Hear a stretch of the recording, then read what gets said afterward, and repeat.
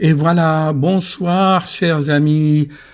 J'aime bien partager mes découvertes avec mes très chers fans dans le monde entier. J'ai actuellement plus que 2000 fans. Je vous remercie de votre confiance.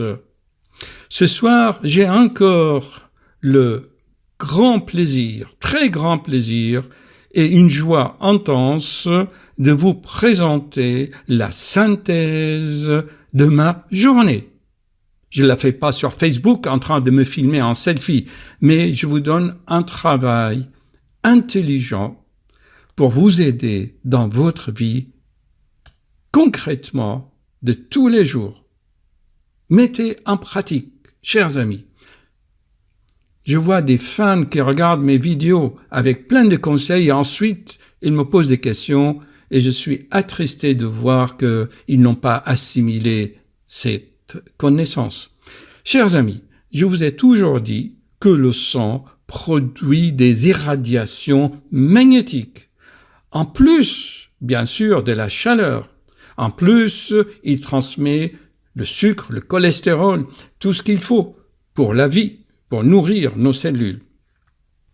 Et n'oubliez pas, je vous ai bien expliqué que le sang, c'est l'interface entre le corps et notre noyau magnétique, notre germe d'esprit, notre âme qui se trouve dans le plexus solaire.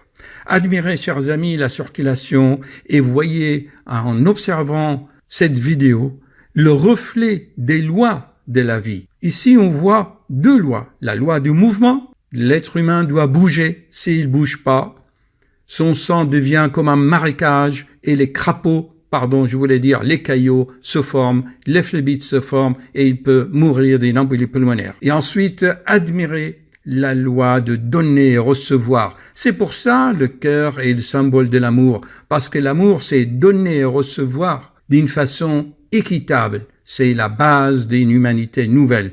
Pas de capitalisme pour le cœur. Je vous ferai d'ailleurs plein d'autres vidéos. Il y a une centaine d'années, chers amis, Abdolshin, l'auteur de Messages de Graal, expliquait bien tout cela. Et il disait bien que les maladies résultent des troubles dans ces irradiations du sang qui se traduisent d'ailleurs par des couleurs. Il a mis la base et les fondations de la chromatothérapie, c'est-à-dire les soins par les couleurs. À l'époque, dans ces cercles, il y avait déjà des personnes qui avaient commencé à fabriquer des bracelets qui filtraient telle ou telle couleur pour soigner telle ou telle maladie, car ils voyaient les défects dans les irradiations des couleurs, dans l'aura de la personne. C'est la nouvelle médecine, la médecine holistique énergétique.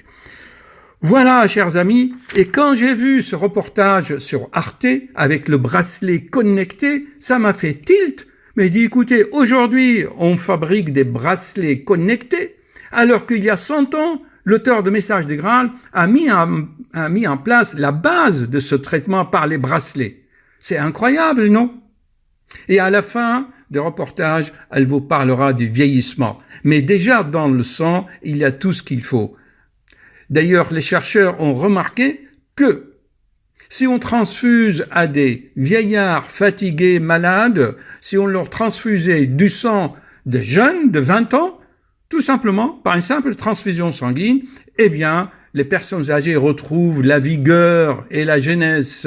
Ce n'est pas dû seulement aux hormones, hein, c'est dû à des mystères, à des irradiations qu'ils ne comprennent pas encore. Alors, disons avec Goethe, le grand philosophe, auteur, poète allemand, germanique, Goethe, il a dit « Le sang est un mystère ». Maintenant, place au reportage. À bientôt, chers amis. Notre projet aux allures futuristes pourrait bien influencer notre santé à tous. Le concept est basé sur les nanoparticules. Celles-ci se répandent dans la circulation sanguine et sont à peu près 2000 fois plus petites que nos globules rouges. Elles partent à la recherche de signes comme un risque d'infarctus ou des cellules cancéreuses auxquelles elles vont s'arrimer pour y puiser des informations. Cheminant le long des veines, ces particules arrivent à proximité du poignet où elles sont attirées par magnétisme vers un bracelet connecté. Des ondes infrarouges permettent alors de transférer les informations collectées au bracelet qui, à son tour, envoie ces données à un médecin par Internet. Mais ce n'est pas tout. En collaboration avec plusieurs universités, Verily, entreprise de Google dédiée à la recherche, recueille des données génétiques et moléculaires. Ces chercheurs aimeraient savoir quels facteurs nous permettraient de vieillir en bonne santé. L'idée, c'est de devenir centenaire tout en restant en forme, sans pathologie comme le diabète ou le cancer.